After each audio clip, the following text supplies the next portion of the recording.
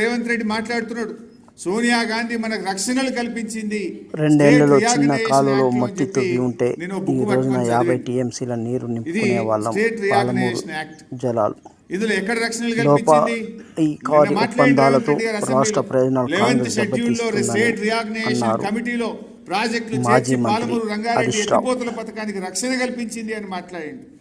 I will take out page number 118 11th schedule.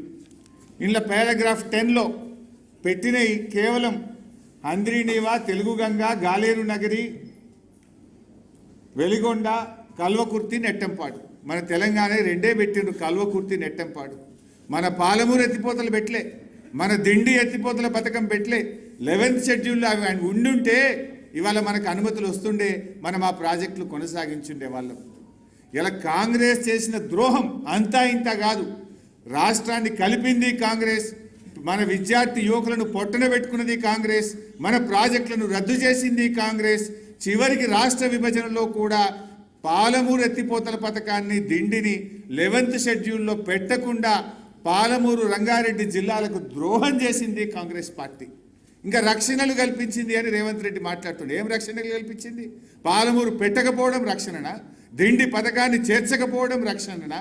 నీటి పంపకాలు section 3 ప్రకారం చేయాలని చెప్పకపోవడం రక్షణనా?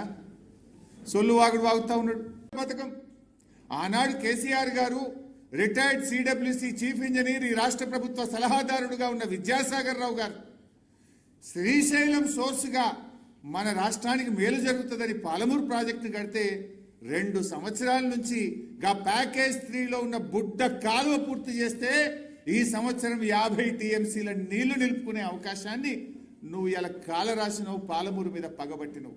పాలమూరు బిడ్డ అంటావు. పాలమూరు ప్రజలకు నాటి నుంచి నేటి వరకు కాంగ్రెస్ తెలుగుదేశంలు ద్రోహం చేస్తే ఆ ద్రోహాల పరంపరను కొనసాగిస్తున్నాడు.